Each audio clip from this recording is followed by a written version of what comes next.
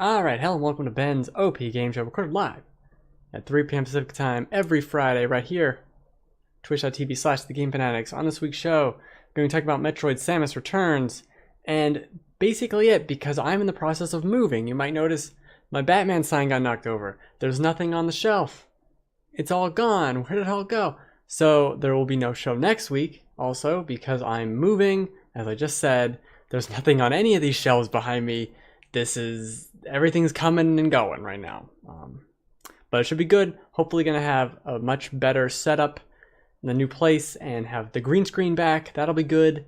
I'll look like I'm in space and not in front of a weird Ghostbusters sign that no one really cares about. I think that's it. We'll talk about that at the end of the show, but first, let's get into kind of the news of the week. But the biggest, most interesting thing to me that happened that is actually really ongoing.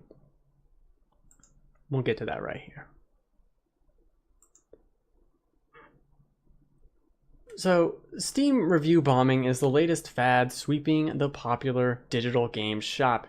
The idea is this: the company, developer, or the game itself did something someone didn't like, be it a political stance, microtransactions, or anything else, and so they go onto the page and post a negative review. However, I can't seem to find a way to write a review for a game I don't own on Steam. So these people own the game. There's no weird tomfoolery here. They bought it. Maybe they just ask for refunds afterwards, but that's kind of besides the point. Much of the gaming press is upset by this recent trend for many reasons. The reviews are illegitimate, for starters, but there seems to be a strong emphasis on what Steam should be doing about this. But more on that in a second. There are two big cases of this happening recently. One is Firewatch, which is on display right here, as it became a target last week after Campo Santo responded to PewDiePie and what he did the other day. And also we have NBA 2K18, which is currently being raked through the coals because of its microtransactions. Now, what is strange to me is that the same people I've seen stressing that gamers shouldn't rush to the bottom of reviews to see the score and should read and think for themselves are also the same people convinced that users are too dumb to look at a Steam game's reviews and not notice that something's up. Hell, the all reviews and the recent reviews section for games have been there for quite some time and are very self-explanatory. And a quick glance at Firewatch's most helpful reviews in the past 30 days are admittedly negative. However, 5 of the 10 reviews that show up when you click on that are from before Campo Santo even made a statement, while also being negative. The remaining 5 are negative too, but correlation does not equal causation. In addition to the fancy new graph Steam added because of all these issues, there's a banner that states high volume of negative reviews detected September 11 through September 16. With all of this information, any consumer will be able to make an educated decision. There's almost too much information now. But wait, if we look at the graph again, we'll see that a shocking amount of positive reviews were submitted in this same time frame. Roughly 1,300 bad reviews were posted, and 950 good reviews started on the 11th until now. Those are rough counts I did. Obviously, these positive reviews were made to combat the negative influx from something that is utterly unrelated to the game. But then, aren't these positive reviews just as suspect? If you were concerned about a potential buyer going to the page and seeing unrelated negative reviews, then shouldn't you be upset that overly positive reviews are also being posted? Effectively doing the same thing as the negative ones? Granted, many are praising the game, but many are also citing support for Campo Santo, and that's the reason for their review. I don't really think that's okay either, although it certainly doesn't feel as icky as the other side. Now let's take a look at 2 reviews, one from each of those sides. So first up, we have from 314, posted on September 13th, this game was fantastic, but what the devs have done recently is absolutely disgusting. Fuck them. Okay, note the 2 hours on record. Then we have a review from Zed Drifter, also on September 13th. It takes a creative group of people to pioneer a genre. It takes resolve and character to stand up for what you believe in and do what's right. Okay. And how much time did that person spend with the game? 0.1 hours. meaning they started the game once in order to be able to write the review, the positive review, versus the 2 hours the negative review had. Now, which review is really more valid? They're both pretty dumb. I think we can agree. The issue with NBA 2K18 on Steam is a bit different. The reviews are even more negative and almost exclusively deride the microtransactions. But what's so wrong with that? In the wake of Destiny 2, I've heard a lot of players complain about shaders, which are now consumable and purchasable in-game with real money. People don't really like this decision. They like the game though and are continuing to play it, voicing their displeasure with the shader issue on Twitter and directly to Bungie. And these NBA 2K18 reviews are doing the same thing. They know they can send a message by leaving negative reviews, even if they like the game sans microtransactions. And isn't that a good thing?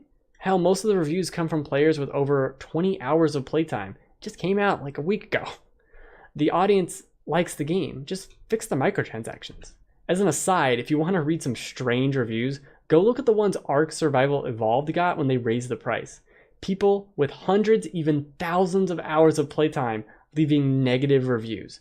It's bizarre and incredible. Go read them. It's shocking. But the validity of these reviews isn't the real issue. As long as there are user reviews on games or any products at all, fake or unrelated reviews are going to happen. Go on Fiverr and you'll see you can buy reviews on Yelp, YouTube views, Facebook likes, etc. I understand that's not the same, but understand this then. The issue is with people, not with reviews. I choose to believe that people can figure out for themselves if something is going on with these reviews. I also believe people flocking to game pages and reviewing to punish a developer is incredibly stupid and childish. We shouldn't stand for it, but we also shouldn't act like people can't see through the BS. I think perhaps the best thing Steam and others can do in instances like this is when a spike is detected, freeze all reviews for a week. It's not an ideal solution though, and as I pointed out, almost every game that is large enough to be targeted by an influx of negative reviews is also likely to see an influx of positive reviews. And how much fault is Steam really responsible for? People are saying they should know better, be doing better. Why? They are providing a storefront for your game. They didn't tell PewDiePie to say random racist garbage. They didn't tell Campo Santo to file a DMCA takedown on him. They didn't force microtransactions into a game. They just gave the storefront. What responsibility does that give them? In response to this, they made a graph. People made fun of the graph, but I like that decision. With all the charts, reviews, and now graphs on a Steam's games page, if you can't figure out something's going on, that's on you. It goes back to what I said last week. Let's try and be better. Be nice, respectful human beings. Lashing out like a spoiled child at a game that has nothing to do with why you're mad in the first place, or spending the next day on Twitter whining about what the meanies did to a game you like through its reviews, shows we have room to grow, on all of us. And we should. We should be better. We should be smarter. We should try and make the gaming community better. All around. It starts with dumb garbage like this, which is just very bizarre to me.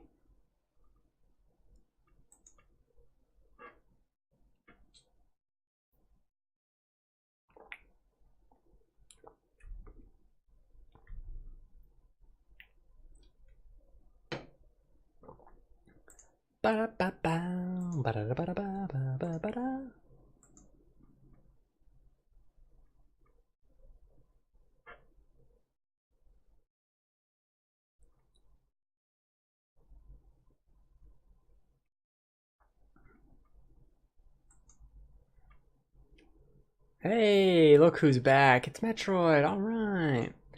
That's great news for everyone involved. I'm a pretty big Metroid fan. I think, oddly enough, the only Metroid game I never beat was Metroid 2, and that's what Metroid Samus Returns is a remake reimagining of, and I'm definitely not the foremost expert of this is how much is different, but this is all the changes they made. I know the base idea of we gotta hunt down these 40 Metroids is carried over.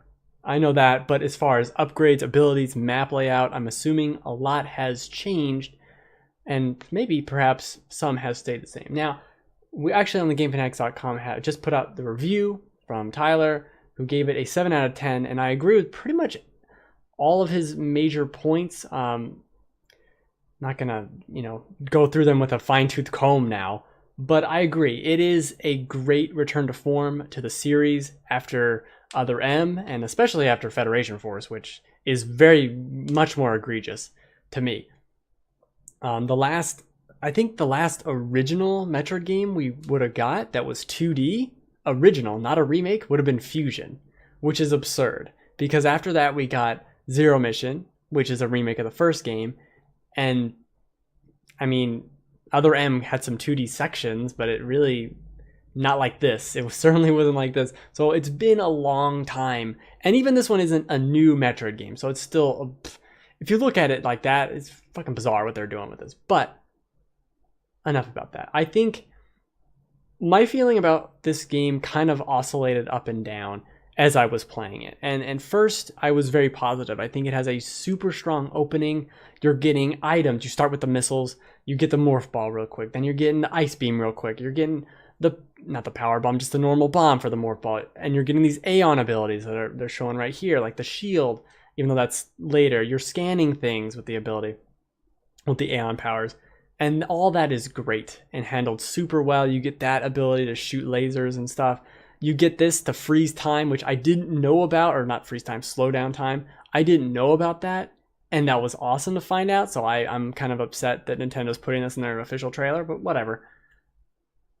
It's an awesome feeling. The first couple hours are fantastic, but I really hit not a roadblock, but kind of like, this is not what I want in area 2 or 3, and that's literally what they're called in the game. I feel like someone at Mercury Steam was like, oh, we made level names for these, right? But we forgot to like ship them in, and so someone on the team just made these cool area names, and then it's in an Excel spreadsheet somewhere, and they just never put them in the game, and that person's real pissed off because I go to area 3, area 4, area 5, all the way to area 8. I'm like, you couldn't think of names for these? Whatever. It's irrelevant, but it's still stupid. So anyway, roughly area 2 to 3, I will say, I hit this wall where I was annoyed at the platforming it was making me do.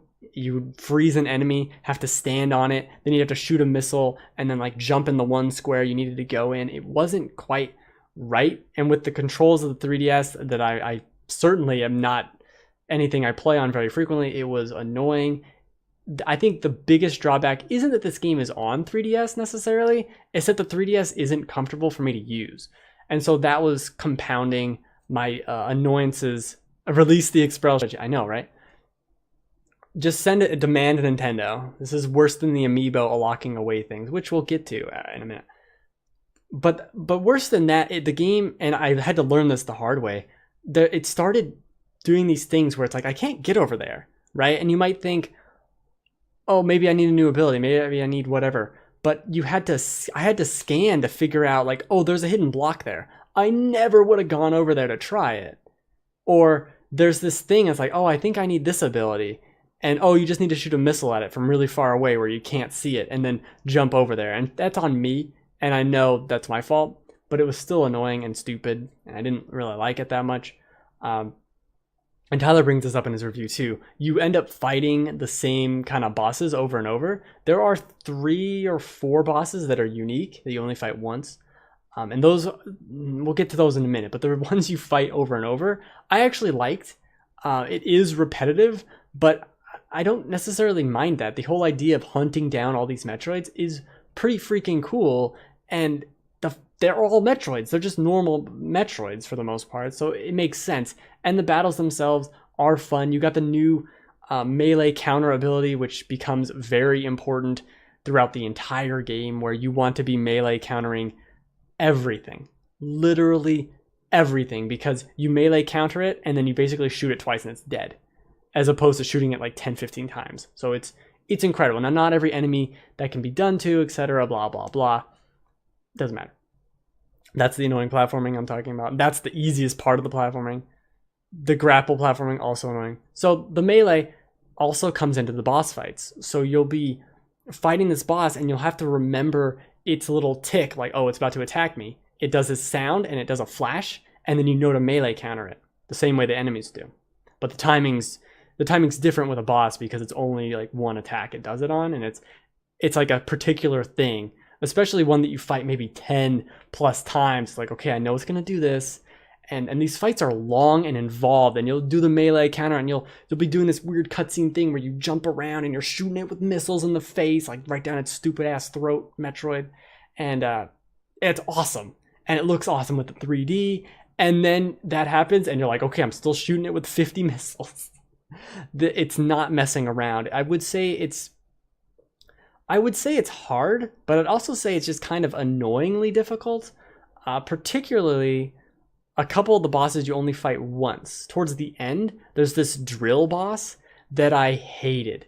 I was stuck on this boss forever simply because at the third stage of its form, right? It's like, okay, I have a new move now. I have 3 new moves now. I'm never going to tell you what they were beforehand. You get hit by any of them, 3 energy tanks are gone. Well, thanks.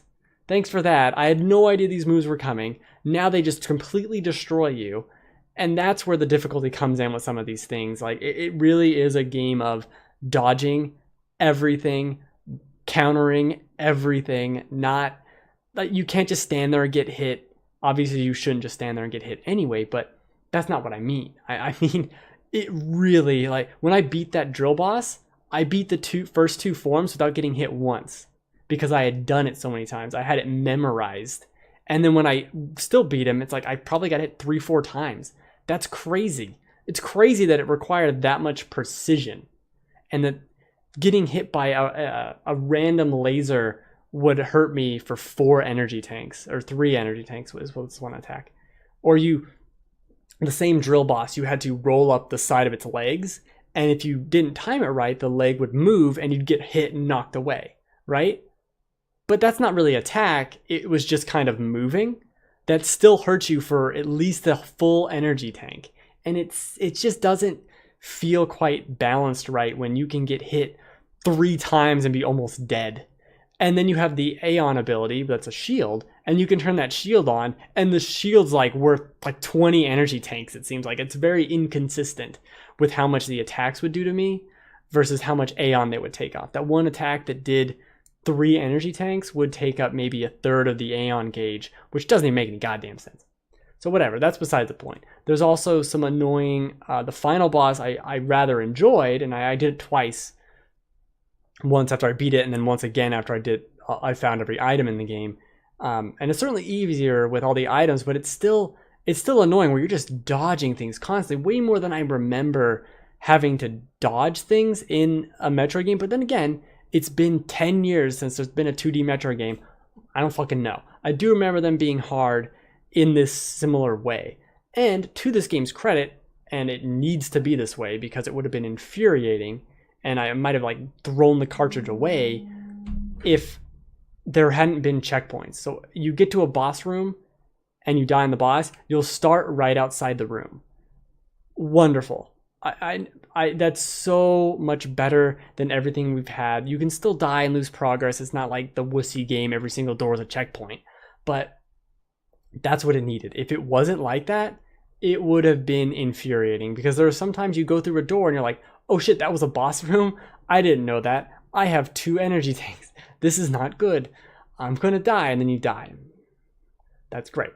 But it gives you a chance to go back, heal up, and get ready for the fight. Especially, like, you can navigate the world and like deflect all the attacks and get through that fine. It's the bosses where you can't deflect everything, where you have to be looking at what they're doing at all times, knowing this is when I can't touch it, this is when I can deflect, this is, all these stipulations for what it's doing and how you need to react. And I like that. I like the Souls games. I like all that stuff. It just doesn't quite feel right when meshed. The damage values just never quite mesh. It always felt like I was hitting these things with so much damage. I'm just shooting missile after missile after missile at them, and it was like, this is long, drawn out, intense battle, but I don't know if it could have been intense in another way that didn't involve, oh, you got hit once, that's, one of your 5, don't get hit 4 more times, like, I think something else could have been done. Speaking to the length of the game and how much stuff there is in it, I've heard people say that it's actually a long game, and I'm going to disagree. I looked at my 3DS, and it keeps track of all the games you play, and it said I played the game for 16 and a half hours of power on time. The clear clock said I had 11 hours. So obviously all those times I died against that drill guy didn't count, but 11 hours game clock to beat the game and get it about 60%, and then 12 and a half hours in-game clock to get 100%. And then if you look at the 3DS, like I said, 16 and a half hours. That includes sitting in menus for a little bit of time to get 100% in the game. And that's not a lot of time. It seems like a lot when there's 8 areas, but it really isn't. Going back and finding all the collectibles was fun. You literally need the last item the game gives you to get everything. And I don't necessarily mind that, but it is an interesting change where you're not going to be finding a new item and going backwards and like, oh, let me go back to area 1 and see what I can get with my power bomb, right? Like, well, maybe you shouldn't. Maybe you should wait until you have your X, Y, and Z instead of just X to go back. It doesn't give you enough reason to go back and do that, because you'll go back and be like, I still can't open that door, still can't open this door, still can't open this door, all the way to the end of the game. And quite honestly, beyond exploring the area you're currently in, I would say never backtrack at all. Like, just don't even bother. Just do it at the very end and collect a bunch of stuff. It's just different. And I think that comes from it being Metroid 2.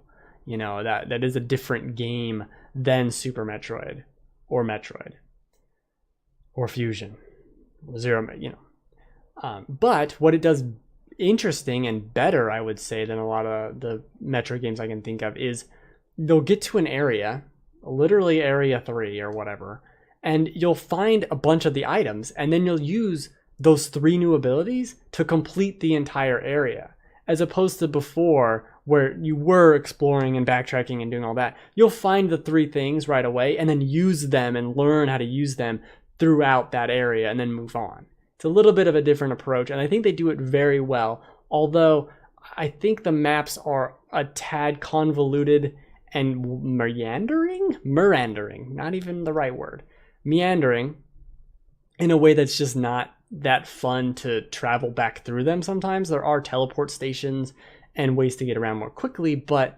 it's just kind of like, oh man, why isn't there a teleport station here? Oh, I gotta go back this way? Like, God damn it. It just becomes a real slog, and that's another reason why you should collect all the items, because once you get the screw attack, then you can move around. Then we got mobility. And that's it. It really becomes a completely different game when you can move in such a way. And also, I should mention, before I forget, the finale leading up to the final boss fight, the final area, is one of the best Metroid moments, I would say. It also is something that I believe is new. I'm pretty confident on that, but I didn't play much, I didn't beat the original Metroid 2, but it's a new experience. It's something akin to the end of Zero Mission that they added in that Zero Suit Samus part. It's akin to that, and I think it's awesome. And it surprised me, and I, there was a revelation attached to it. And even before that, the stuff that happens right before that is great. And I actually wish the rest of the game kind of had some of those elements, which I don't really want to spoil, but having some more stuff like that, I could have played another 30 minutes of that last section, and I would have been in love with it. It was awesome. Taking it with what it was still a pretty great finale. And like I kind of started saying and then forgot, I dipped down in the area 2 to 3, and then the game got better. Like, the game got way better once I realized I was kind of being dumb with not using the scan enough to see where things were, and I realized how it was giving out upgrades, and I figured out, like, this is how the game wants me to play. Oh, okay, now I know what to do. I've met the 4 different enemies that I really need to counter. I know what to do against them. And you start getting these really fun abilities, some of which that are unique, like this one, or this one, to the game, and it's completely awesome. They really, you can tell they have so much respect for this series, and it's awesome to see. A ton of fun. It's just not the best Metroid game, I would say. And part of that's not its fault, like I said, with the original being Metroid 2. Not the best Metroid already. And honestly, to me, a lot of these Metroid games have been kind of... They have an uphill battle because of Hollow Knight, which is a game I played earlier this year, which is a more combat-heavy Metroidvania, very much more on the Vania side of that. But that game is so well designed and paced, and the new abilities you get, and like the combat in it is so solid and so just, it's like a fine goddamn wine. And then we have Metroid, which is like a really good beer. I don't drink, so I don't know. It's a really good alcohol, right? But it's still really good and still cool. But Hollow Knight's like just blew me away. And in terms of Metroidvania games, this is really good. But there are better. Nintendo's made better. There's been better Metroid games. I think what was it? The one made by Tom Happ. I forget the name of the game. I remember the developer, the one-man team who made that game about like almost 2 years ago. That Metroidvania game, I think, is better than this game. There are others that are better. Why can't I remember the name? It doesn't matter. I'll look it up.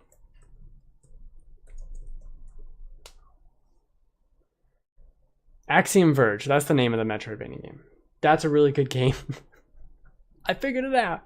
That I think is better, but still, as a swan song to the 3DS, as a new, in air quotes, Metroidvania game, this is pretty great. And I think we should encourage Nintendo with this. It's not like, I know it's bad, we should buy it anyway, though, just so we know, so they know we care. No, it's really good. Don't expect it to blow your socks off or whatever. But it's still a fantastic experience overall, with the gripes, with the shitty controller. Like, good lord, the 3DS is so bad. It feels so bad in your hands. I do not like it. So that's a thumbs up, I guess. I don't know. But did I mention the 3D? The 3D is phenomenal. Just probably the best 3D on the platform. I've seen no better 3D. It is why Nintendo wanted the 3D in the first place. Just strange it took them so long to get there. Maybe we should have had one of these Metroid games 6 years ago on the 3DS. I don't know. Just an idea. Goofballs. And now we'll go to something more self-indulgent. If I do this. No, not a squiggly. There you go. So Will, if you're still here, we could talk a bit about the future while watching Metroid. Talk a little about the future of the show, because I'm taking next week off. This is episode 99.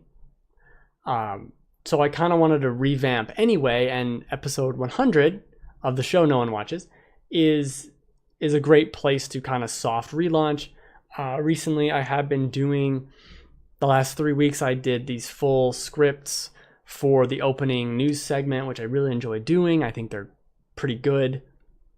Hey, Will. And actually, those scripts, I used to do the intro with like a full script and write the jokes and do all that anyway, but it was more about news. And actually, before that, I did the segments. I started doing them with a full script. Then I just started to kind of write bullet points down. And then I changed it to, now I'm going to dive into these topics more interestingly. Starting this year, I did the future of the Switch, good versus bad, what could be the best possible scenario versus the worst possible scenario. I did one on the Virtual Console, really enjoyed it. And then now with the Cuphead one and with PewDiePie being dummy, and then the Steam Review Bombs of this week, really enjoy what those have been doing. I think people at the Game Fanatics have liked them. I like writing them. I like doing them. I think they're good. I think that's the future where it wants to go with the show. I think having the end for fun clips and whatever can still stay, but the rest of it, the middle section, is going to have to just be one review or preview. There is straight up nothing going on in summer, and I find forcing it is a little goofy. There were a couple instances where I bought like, oh, I'll buy this indie game and I'll review it on the show just because there's like not a lot going on. And I don't necessarily mind doing that because usually I like the game anyway. But it's stupid, right? And why put out content that is just like, well, I played this game and it was all right. It was cool, I suppose. If I don't have any, I don't want to be just doing it just to be doing it. And I think having one review or preview a week is much more doable and more logical than going nuts. Certainly there will be times when it's like, I got 3 things to talk about this week, plus a news item, plus a whatever. And that's, the rare exception. But this summer has really showed me I don't want to cover the news anymore. I did that, like I said, when it first started, did all the news. Here's Kojima. He's traveling around the world. Oh, PlayAsia did something silly. Let's talk about that. There's some censorship in this. Is it really censorship? Let's go into it. And I liked doing those. And so the beginning segment is more of a return to form. But like I said, there will be no 100th episode next week. 100th episode. But perhaps I will finally get together and do a best of eventually for like the best of 2 years maybe. Because at this point I started doing that best of like last December and I never finished it. And so now I have a full other thing of shows. I'm just bad. I'm just a bad person is what it is. Well, that's what it is. I am still curious about that Excel spreadsheet. Because it's like, why? You gotta put it, it's just so weird. Here's area 1. Here's area 2. Like, really? That was your choice? Area 1. I mean, maybe that's what they were in the original game, but the original game was on the Game Boy. We can have names for the areas now. And Metroid 1 had area. It's just silly. It's just a little silly. I need to know a reason. But also with changing the format of the show, it's going to be shorter, probably about this length, maybe a little shorter. I'm shooting now. Nice to see the pendulum evolving. So I don't know if you heard at the beginning, Will.